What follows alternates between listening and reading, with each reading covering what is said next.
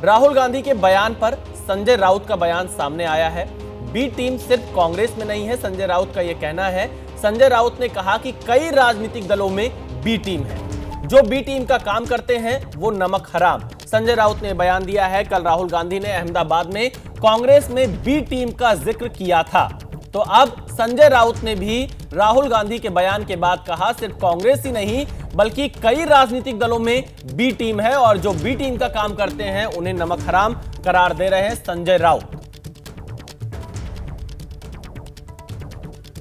ऐसी B team बहुत सी पार्टियों में है, ये सिर्फ कांग्रेस में नहीं है, जो वहाँ बैठकर बीजेपी से अंदर से उनकी साठगांठ होती है।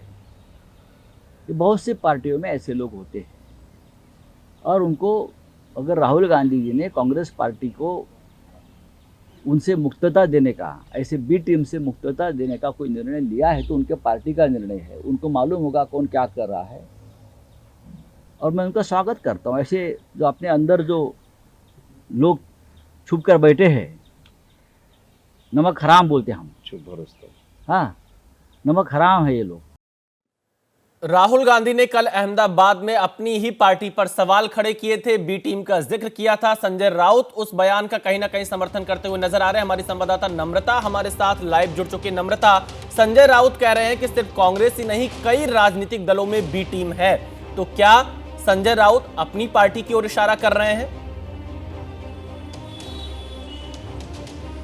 देखिए विशाल, संजय राउत के बयान से साफ जाहिर है कि राहुल गांधी के बयान का समर्थन की आड़ में वो अपना दुख जाहिर कर रहे हैं। लगातार वो एकनाथ शिंदे को बी टीम कहते आए हैं, नमक हराम का जिक्र वो इसके पहले भी कर चुके हैं। तो कहीं ना कहीं राहुल गांधी के बयान के समर्थन के पीछे संजय राउत का खुद का अपना दुख है, जिसका वो यहाँ पर जिक्र कर रहे हैं। उन्होंने एक बार फिर से नमक हराम का, क्योंकि इसके पहले भी लगातार वो इस तरह का बयान देते आए हैं। इसके साथ साथ बी टीम का जिक्र तो किया है उन्होंने, आरएसएस का भी जिक्र किया है।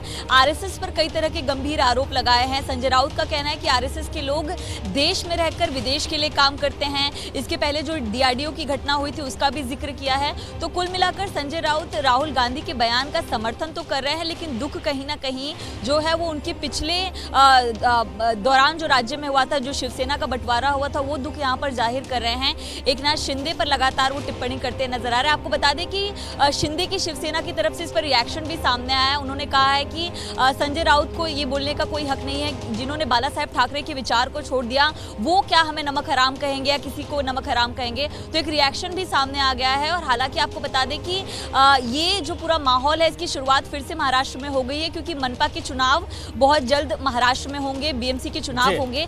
आज उद्धव ठाकरे की जो लीडिंग में सबसे पहली सभा जो है वो ईशान्य मुंबई में की जाएगी, मुलुंड में शाम 4 बजे उद्धव ठाकरे वहां पर गरजेंगे। तो इसकी शुरुआत आज सुबह संजय राउत ने की है। देखिए, संजय राउत ने कह दिया कई राजनीतिक दलों में बी टीम है, क्या वो अपनी ही पार्टी को इशारा कर रहे हैं? हमारे संवाददाता जैनेंद्र भी हमारे साथ फोन लाइन पर जुड़ चुके हैं। जैनेंद्र, राहुल गांधी को क्या यह एहसास बहुत देर से हुआ या फिर राहुल गांधी की जो पकड़ रही कांग्रेस पार्टी पर वो ढीली होती चली गई, कार्यकर्ता उनकी नहीं सुनते गए गुजरात में?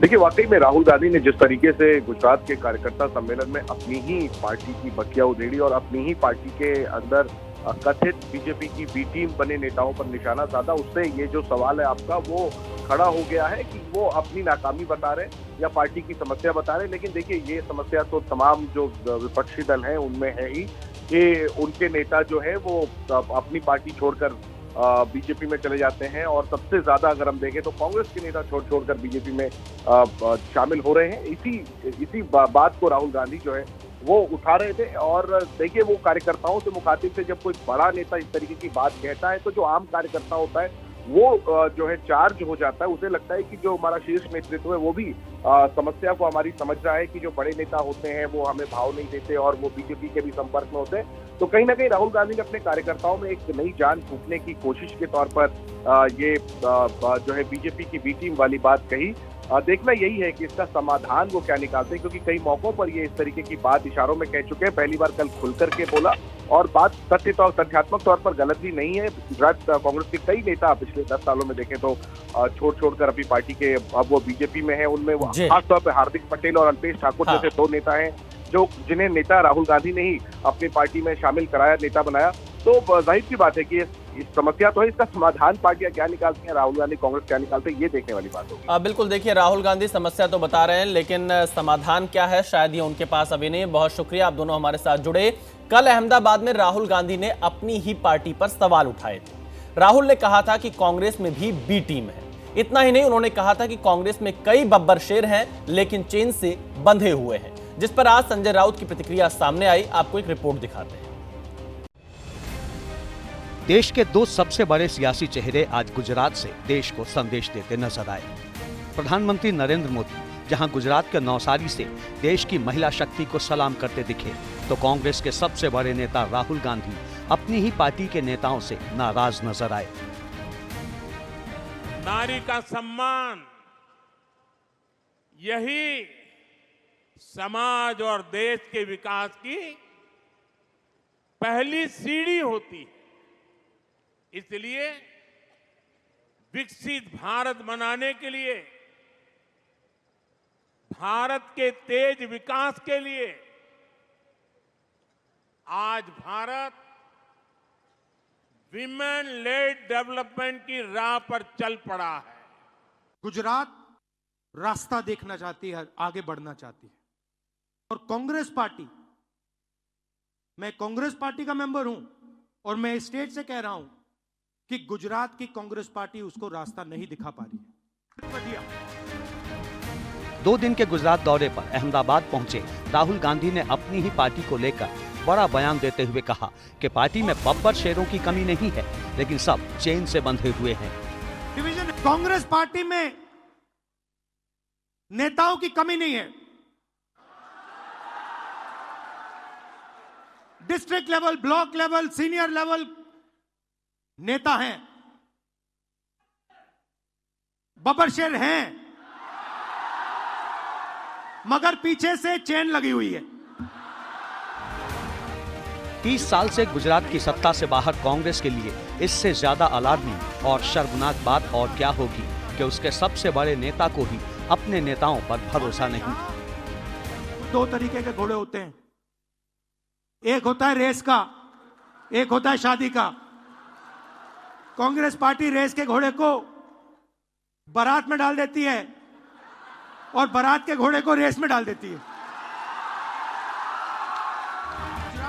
राहुल गांधी ने पार्टी विरोधी गतिविधियों में शामिल नेताओं को निशाने पर लेते हुए साफ साफ कहा कि पार्टी में एक तरफ तो ऐसे नेता हैं जो कांग्रेस की विचारधारा के साथ जनता के लिए काम कर रहे हैं, तो दूसरी ओर ऐसे नेता हैं जो बीजेपी से मिले हुए हैं। गुजरात के जो डिस्ट्रिक्ट प्रेसिडेंट्स हैं, ब्लॉक प्रेसिडेंट्स हैं, उसमें 2 तरीके के लोग हैं। एक है जो जनता के साथ खड़ा है और जिसके दिल में कांग्रेस पार्टी की विचारधारा है, और दूसरा है जो जनता से कटा हुआ है, जनता की इज्जत नहीं करता है। उसमें से आधे बीजेपी से मिले हैं, बी टीम नहीं। राहुल गांधी ने ऐसे नेताओं की पहचान कर उन पर सख्त कार्रवाई करने की चेतावनी भी दे दी। ये जो 2 ग्रुप से इनको अलग करना है सीधा। अगर हमें सख्त कार्रवाई करनी पड़ी, 10, 15, 20, 30, 40 लोगों को निकालना पड़ा, निकाल देना चाहिए।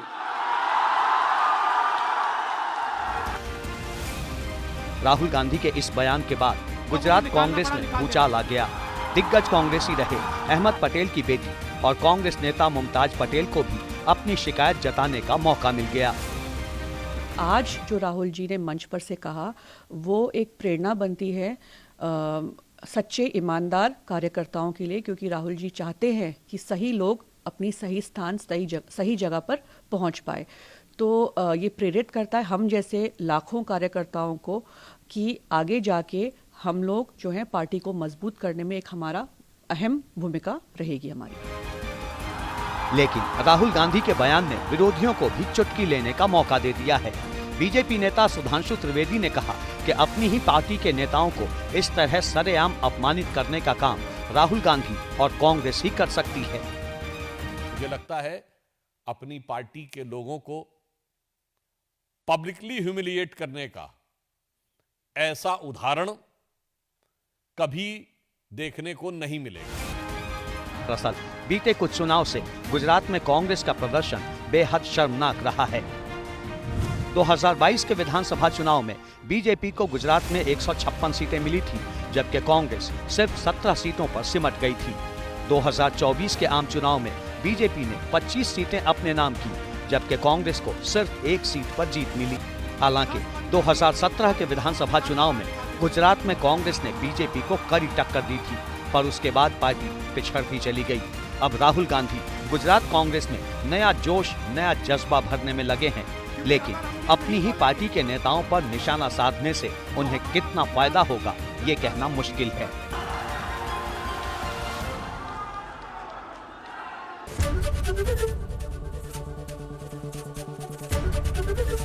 एबीपी गंगा, खबर आपकी, जुबान आपकी।